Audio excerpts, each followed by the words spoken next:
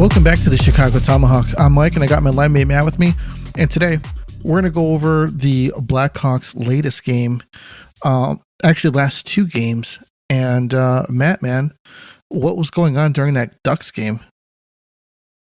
Oof, I don't know. It just looked like a late start, and they just didn't show up to that game at all. I honestly, I was expecting the Hawks to put up the stats, especially Bedard wanting to add that lead to the rookie race for sure against a team like that.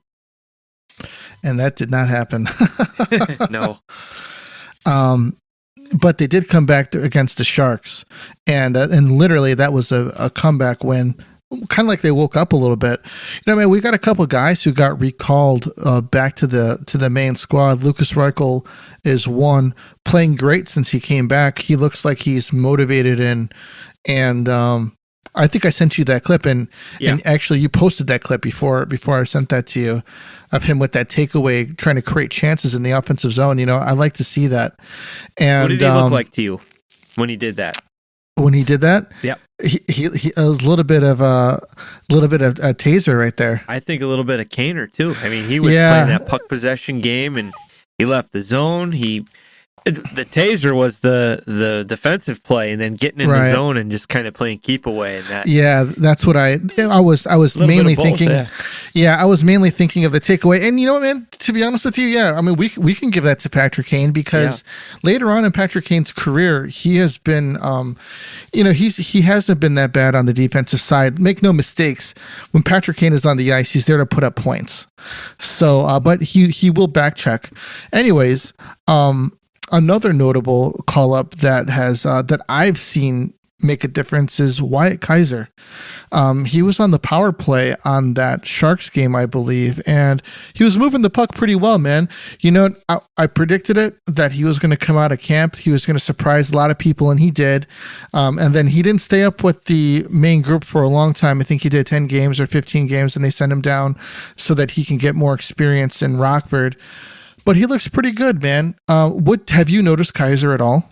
I noticed that he got an assist that game, and that's a good sign when you get called up and you're productive. And I just wish that these younger guys could have got more of a look. I think at the point we're at, I would love to see like Del Mastro and even Nolan Allen, even Colton Dock too. Like, hey, let's give them 10 games. Let's see what we got.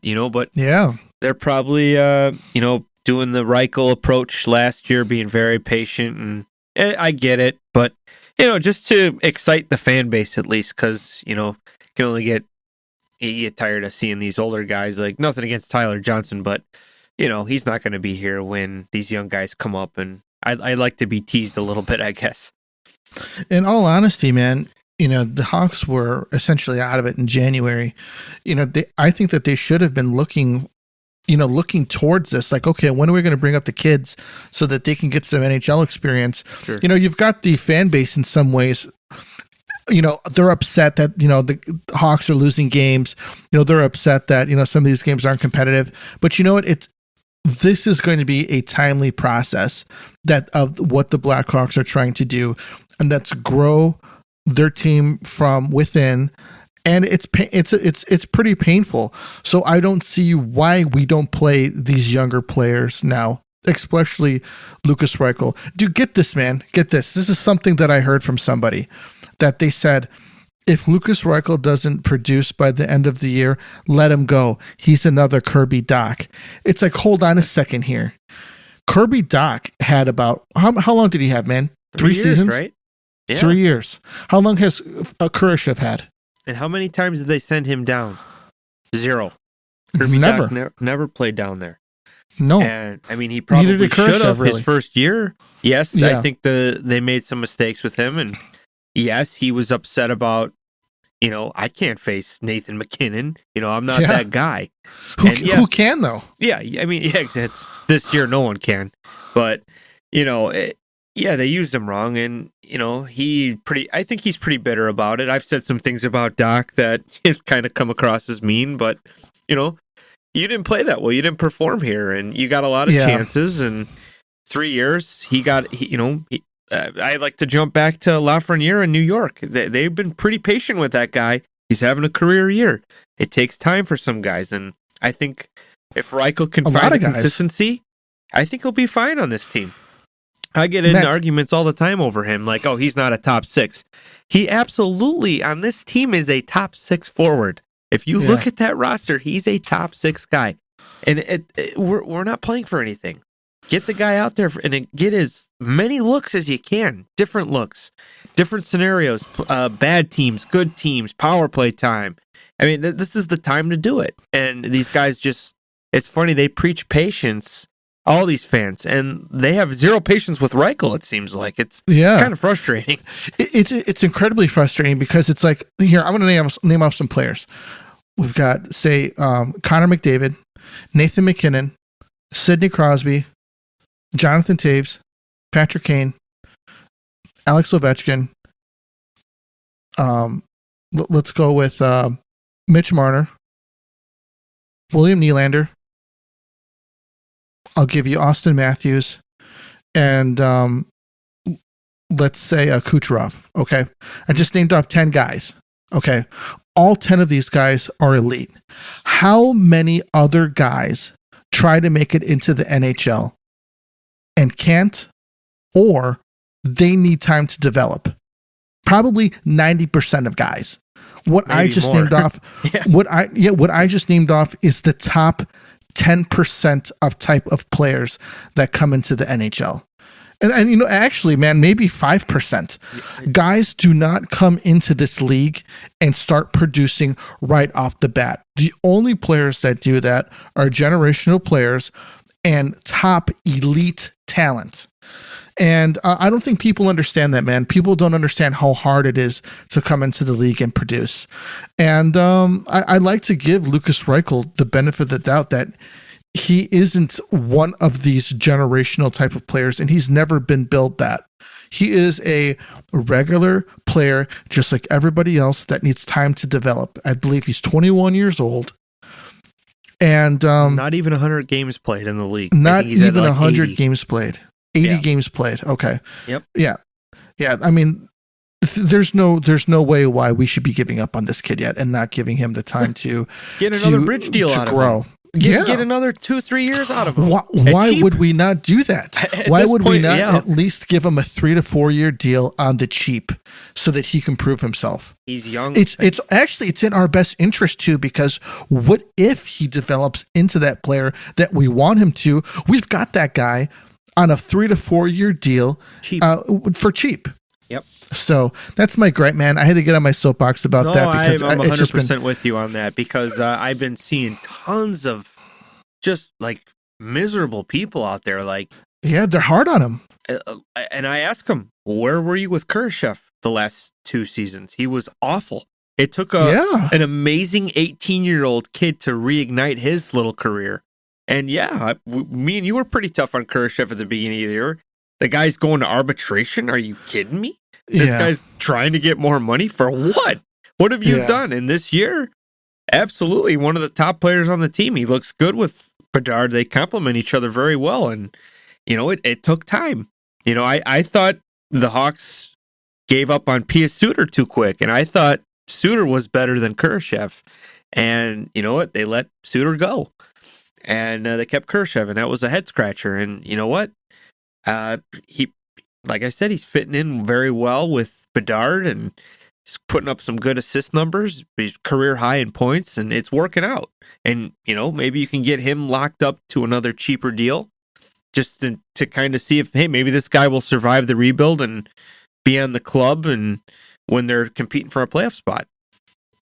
Here's something. Pius Suter is not even playing for Detroit anymore. I believe he's playing for Vancouver. I think he's jumped around quite a bit. Yeah. And I thought he was good here when we got those 2 that year. I think it was the COVID season. You know, there's guys that, you know, that you scratch your head, like even Lincoln, and he's been a good backup with Nashville. And, you know, he's another guy like, wow, that guy didn't survive. But like we kept Malcolm Subban and we couldn't get rid of him. Yeah, it's like, oh my goodness. And you see all these guys doing well that started here, and it's just like, oh, Panarin is the worst one. I understand he's making big money, but this guy might hit 50 goals, dude. And I didn't see him being a goal scorer. Yeah, I think he's on his way down, though. He's 32, and he's not going to be getting any better. I don't know, man. He's sure playing very well with the Rangers right now. He is the guy. He's the man there. He is. But he also has not shown up for them when they've needed him most. He needs to get rid of that demon this season. The Rangers, I think they've done a great job in load management with Shesterkin and getting Jonathan Quick. I think that's been one of the best offseason moves for any team, and it's going to pay off in the playoffs if this guy's well rested. But like you said, they need the big dogs to show up, like the Bread Man and all those guys. So I still think Florida is just so good. I don't know. Yeah, they are. Richardson wasn't happy with the road trip. They skated the team pretty hard this morning. Today is Monday. 21 straight road losses, and they've been shut out 11 times. I don't know what he's trying to get out of them now. It's March 25th. Yeah, that's why I said that. No, it's like, yeah, you're playing Captain Hardass now. You know what? I said, hey, that should be your mentality. 82 games. Even if you're a rebuilding team, you set the bar. Like, hey, I know we're not the best team on paper, not even close, but we're gonna work every night. We're gonna compete. And you know what?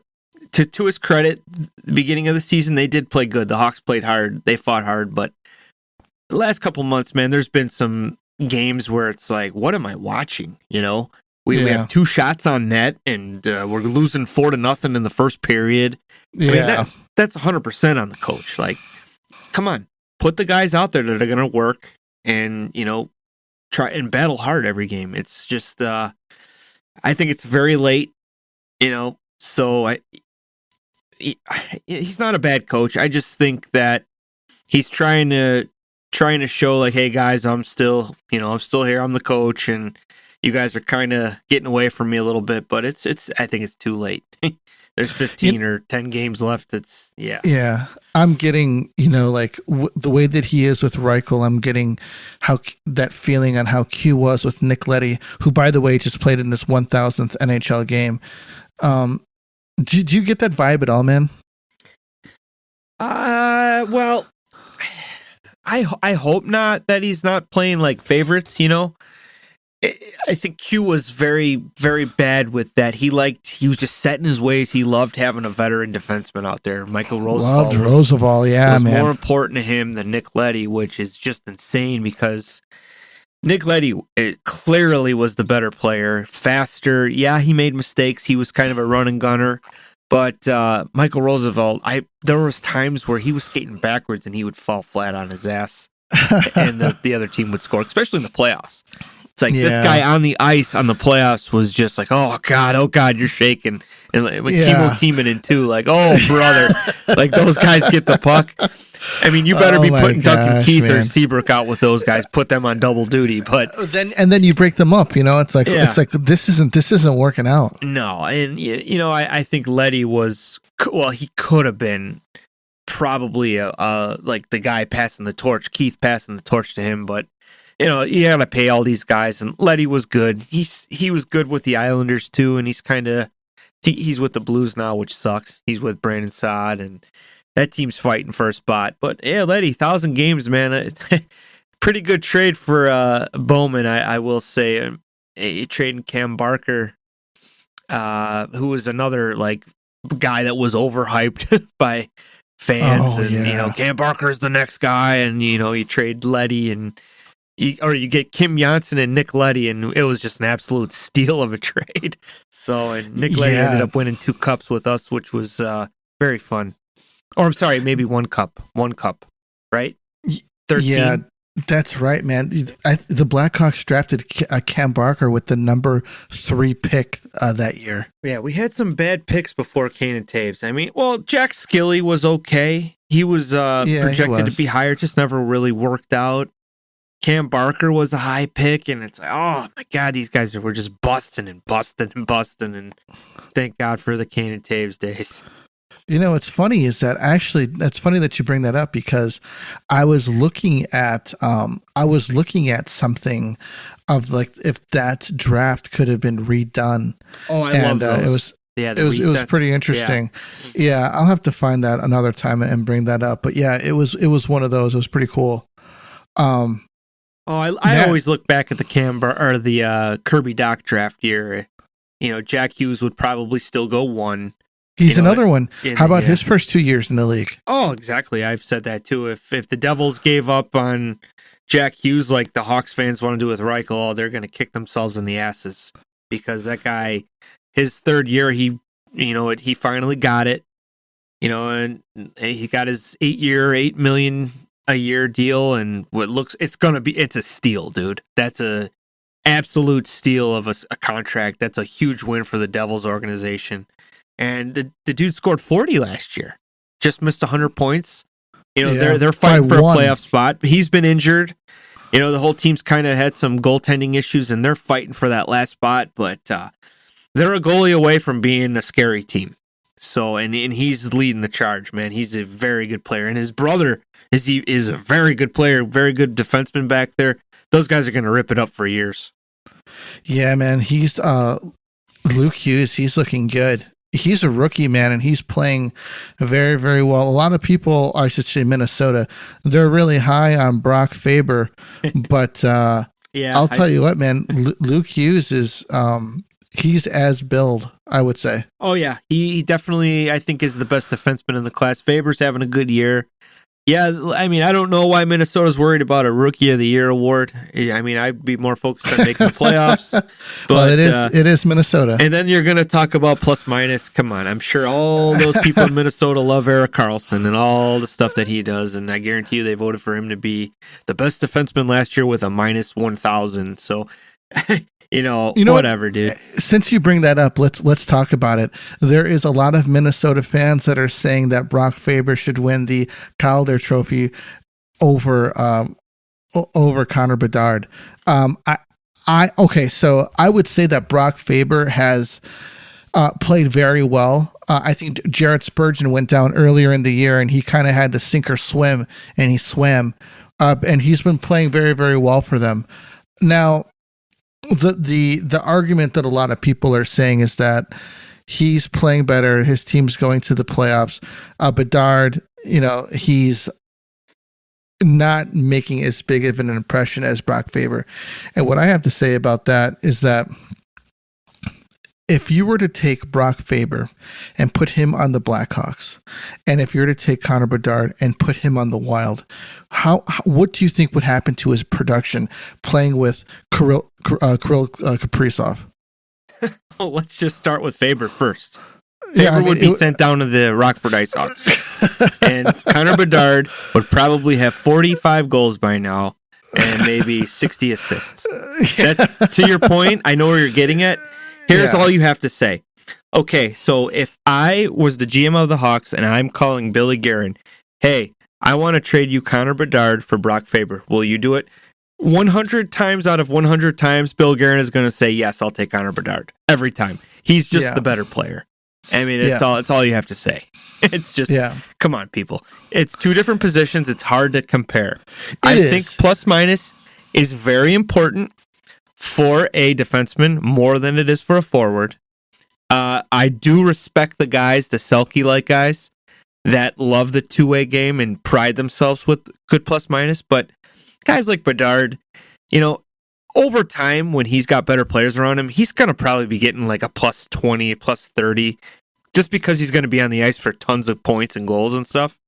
Yeah. But defenseman, you got to be a plus player, in my opinion, to be talked about. And it's kind of a disgrace that guys like Karlsson are getting Norris trophies. Yeah, getting points is great, but you're finishing minus. It just shows you're not good at the position you just won an award for. You know what I mean? Yeah. Like, it doesn't make sense to me. I think that we always talk about this. Keep your Norris trophy for your most offensive, forward points or your defensive points, and then make the Lindstrom trophy for the best all around defenseman.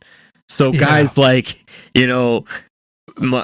Fox and Cale Makar and Victor Hedman can win the award fair, not just because Erik Karlsson gets a shit ton of assists. It's just not fair. Yeah, I agree. 100%, man. I think that, the Norris Trophy should be named something different, or they should have two trophies, one for offensive production and another for defensive play. The Nicholas Jarmelson Blocking Award. That would be, he deserves it. Yeah, no kidding. But yeah, 100%, dude. I think that, Bedard, and he's also 3 years younger than Brock Faber is. So imagine Brock Faber at 18, he wouldn't comparing him to. He wouldn't even be in the league. It's just defensemen usually are late. Goalies are very late. And 18-year-old forwards can just hop on, if you're that good. And you don't really see young defensemen, get drafted. And like Mo Seider, I think, what was he? Was he 20 last year? Or he won the Rookie of the Year. I think he was young. He got into a fight yesterday. And oh gosh, that was a great fight. Philip Forsberg, too, of all people. Yeah, that's a weird tilt, and I gave it to Mo. Man, he was throwing some haymakers in there. John Scott was saying it was the fight of the year in his opinion. Really? It was a good fight, man. I like seeing guys that don't drop them a lot, and they were swinging pretty well. Oh yeah. I think Rempe he's had some good ones. Oh yeah, Rempe. Rempe's been good. I think it was overhyped a little bit, the Ryan Reeves, but it was must-see TV. Yeah. I watched that whole game just because of that. Yeah. But yeah, it was. I think he took a slash or something. But Seider was pissed, dude. Yeah, dude, he's such a good defenseman. They really lucked out, and Yzerman applaud him for the great scouting. I think he was drafted 11th, and he probably should have been top 3. Yeah, in that draft class, for sure. Zach Hyman and Sam Reinhart hit 50-goal plateau. And this is nice, man. We've got some guys. We're not talking about the usual suspects hitting goals. Yeah, I know Matthews was probably going to hit 70, but it's nice to get some new names up there of guys who are getting some really good offensive production out there. Zach Hyman and Sam Reinhart. I think they asked Zach Hyman if he would be hitting 50 if he was still with Toronto, and he's like, no way. Yeah, he wouldn't be getting the time. Yeah, I find it funny. Wouldn't. Those Leafs fans were very tough on that kid. They're still tough on him. They're saying that his goals aren't like legitimate. And they're showing like him going to the net, just greasy goals, And in the end, if the puck crosses a line, there's no category in what type of goal you scored. It's a goal. So they're just bitter that he went to Edmonton, and he's been great there. I think he scored 40 last year. He's hitting 50 this year, and McDavid absolutely loves the guy. So he does. That's what they needed. They needed depth help, and still think they're a goalie away, but maybe they can make some noise in the playoffs. Yeah, especially if Chris Kreider's doing the same thing in New York, how are you going to fault Zach Hyman in Edmonton? Do you know what I mean? Yeah, no, I mean Zach Hyman is one of the most likable players in the league. I was listening to the radio this morning, and all the hosts were saying like they can't even find like any negativity about the guy. He's just super liked wherever he goes, and he's a great off-ice guy. He's good with kids and stuff, and I'm happy for the guy. I mean, that was such a great signing for Kenny Holland and the Oilers. And it's good, man. I'm glad like we're seeing new faces, like you said. Usually it's Ovi. It was Ovi's time, and it's like, who's Ovi going to compete against? getting his Rocket Richard, and now it's like Matthews, and you got these guys kind of coming in like Pasternak. He's got he was close last year. He's got 44 this year. McKinnon's got 44. Panarin 43, which is surprising. Cooch is at 41. Braden Points hit 50 before he's at 41. So there's a chance, man, that some of these guys, if they get hot, we could see like 10, 50 goal scorers this year. That'd be great. It's insane. And like you said, Matthews, he's at 58. He's going to hit 60 for sure. 70 is going to be pretty tough. They got 69 games played, but it can happen, man. He's had a couple hat tricks this season, and he shoots on command, so we could see some huge goal scoring numbers. Check this out, man. The last wild card spot in the East is up for grabs. Tampa's separating from the pack with the first wild card spot But at the end, we've got the Capitals currently hold the second. The Wings, Isles, Devils, and Sabres are fighting to the death. And check this out. At the top of that, we have 8 other teams that are 1 point away from the top to getting that President's Trophy. Oof. The one at the top, I think, has 98 points. The one in position number 8 is at 97. Dude, it's crazy. And you know what's crazy to me? The Capitals, man. Where the heck did they come from? They came out of nowhere, man. They turned. They're same thing with the Predators. Predators too. They're trying to. Well, this is a Predators MO. They always do this. They get every hot, single year. You know, it's like the tale of it's like the tale of 2 seasons, dude. And the beginning of the season and the second end of the season. They're even trying to put Roman Josi into the Norris Trophy candidate spot right now, talking about between him and Makar and Quinn Hughes and to be honest with you, I don't think that Roman Josi should even be in the conversation when we're talking about Quinn Hughes and Cale Makar, because both of those guys have been playing out of their minds since game 1 of the season. And Josi is having a good second half of the season. He's trying to sneak in there. Yeah, I mean, yeah, Quinn Hughes, it's going to be, it's between Hughes and Makar, like you said. I mean, yeah, he's a great defenseman, but I think it's Quinn Hughes' year, and I'm glad to see an American defenseman light it up like he's doing. And that's the whole family, dude. They're just, are they like the new Sutters, you think? I wonder what's in the water. I think they're better than Sutters, to be honest with you. Yeah. There's no grinding. There's no grinding Hughes brother. You know? No, there's no. They're all producers. Yeah. Maybe they got a cousin or something that's a grinder, but as far as the brothers, all 3 of them are studs. Yeah, I think Quinn was mentioning how they were talking about how they train in the off season, and he was laughing, and he says that Lukey really gets into Jack's hair. He says his style of defending, he says, drives his brother nuts. So they had some good little clips I saw. I think Jack got 2 goals the other night, and they were asking Luke about it. He goes, "Oh, I didn't know that." And then they asked Jack about his 2 assists. He goes, "Oh, is that right?" Like they didn't even they were just business, you know? Yeah. It's pretty cool, man. They're all obviously Quinn's the big, how do you say, the big swinging Richard of the family. Yeah. But dude, think about this. So you got the Hughes brothers on the back end. You got Jack and the Kachucks on the side. That's a crazy USA lineup, isn't it? Like a first line. If maybe you could fill in other guys, but I think that would be a pretty interesting line. You got just skill, and then you got grit and gritty brothers that could put the puck in the net, and then you got you got some finesse, 2-way defenseman in Luke, a good solid guy, and then you got Quinn, who is just an absolute stud play driver, Brian Campbell like guy, maybe even better. Which is cool. It's something to think about. He's playing both ends of the ice really well this year, Quinn is. Yeah, Quinn even Luke. And they were saying, hey, if he didn't get hurt, he could have been given Bedard a run for the Calder Trophy because he was playing well, and the Devils just dropped, and it got bad after that Hawks game, ironically. Yeah. They tried to be like battle. They tried to be like the Chiefs. Thunderdome. Yeah, the Chiefs, the Hansons. They changed their name to the Hansons, not the Hugheses. So it's like these guys aren't going anywhere. You guys are headed to the playoffs. Yeah, let's break Bedard's jaw and let's just keep flexing our muscles. And I tore my shoulder off, and then that was it. That was the Devils' season. It was.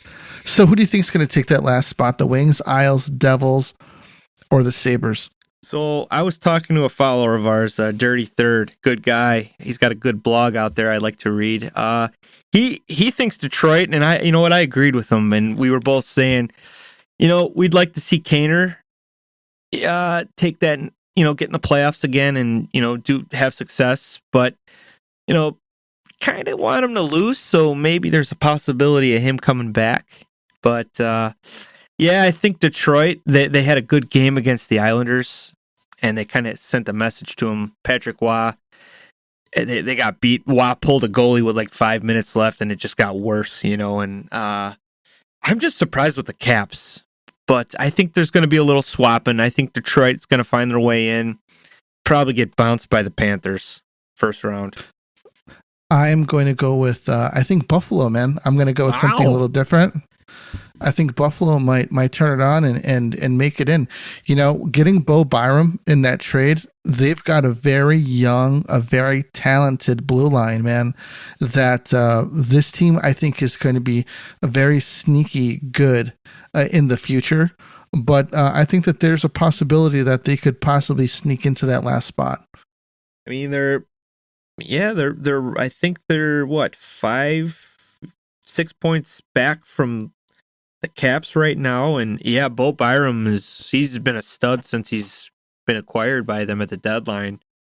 And you know, you got, if you think of it, it's Buffalo, Jersey, Isles, Wings, Caps. It can change at any time. Like, it just takes a 2-game winning streak or a 2-game losing streak to flip all these teams around a little bit. And Philly's dropping too, man. They're at 81 points. So, and they're holding the top 3 in the Metro. And obviously the Rangers and Carolina, no one's going to catch them. And Florida 97, Boston 97. Those are like the powerhouses. The Leafs are, you know, they're up there with 89 too.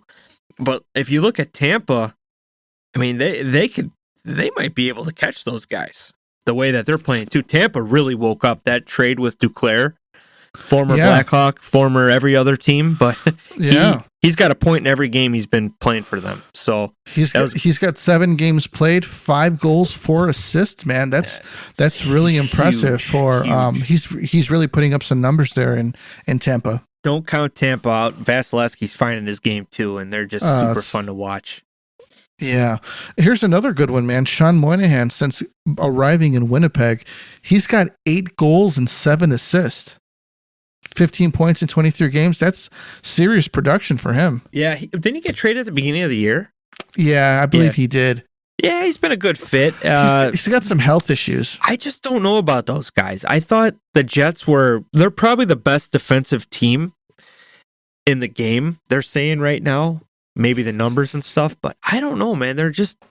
They don't really scare me like the Panthers or even the Rangers. But we know the Rangers kind of choke a little bit, but I think the Panthers made a lot of noise last year, and they got guys scoring on command. And I want to go back to Reinhart because he got 50 yesterday, open netter. But like I said, it doesn't matter how it's crosses the goal line; it's a goal, and you got to think like, hey. Buffalo, he wasn't getting those numbers, and he's playing with Barkov now. That's got it. I mean, this guy makes players better. Like, obviously, he made Huberdeau way better because he's having a horrible season with, ever since he's been traded, he hasn't, been the same player. And you got to credit, Sasha Barkov. He just makes these players so good. And Reinhart's a free agent. I think he's going to get paid big bucks, but he should consider, hey, I'm playing with Barkov right now. This guy is making me a great player. I should stick around. I think the best fit for him would be to stay, but he could probably go get paid if he wanted to. He's probably going to get close to 8-9 million, I think. I think that's fair, but if he tested, maybe even more. Well, cool, man. GM meetings over the ideas of possession once the puck enters the zone. What do you got on that? So, yeah, I listened to Coolius on NHL XM, and he had a great take on it and an idea. I think they were discussing it, but nothing's like set in stone. So, you know how it is. You win that first face-off, that's huge.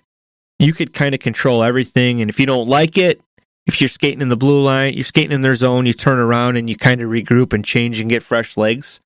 I guess the idea is, so once you cross the blue line and you can't leave with the puck like that. They're going to blow the whistle and you get they do a face off in your zone and you can't change. It's kind of like an icing type of thing. I kind of like that idea. And I think that'll kind of prevent teams like the better puck possession teams from kind of just controlling the whole play. Like the Blackhawks, like if someone won a face off against us, we're done. There's no doubt about it. We're done. We're not getting the puck, especially like if it's like a powerhouse kind of team. But I think it's a good idea. They're trying to they're trying to keep it, where a team could get a chance to get the puck again rather than, one team holding it for 5 straight minutes or holding it until they score. Wow. So who knows? So no team could work. Yeah. No team shootout over there. So yeah, I think it's kind of like fighting in the NHL. They're not going to ban it, but I think they don't like it. So they're trying to do everything they can to get rid of it without actually saying we're getting rid of it. So, yeah, I always like the shootout. But I enjoyed the shootout. I get it. I enjoyed it at the beginning.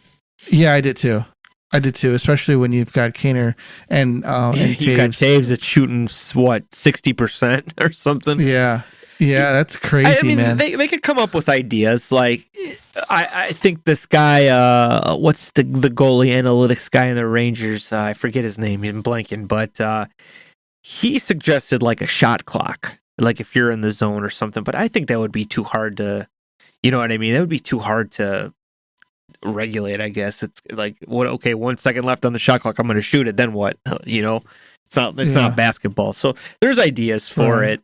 I think that's a good start. Getting in the zone. If they pull out of the zone to regroup, blow the whistle, they get a face-off in their own zone. They can't change. I think it's pretty cool. The other team could get fresh legs and take advantage of it. It's a good start, I think. All right, everybody, that's all that we got for you this week. Do us a favor. Let us know what you think if you want to change the overtime rules. And if so, what would you want to change it to? This is the Tomahawk. We're out of here.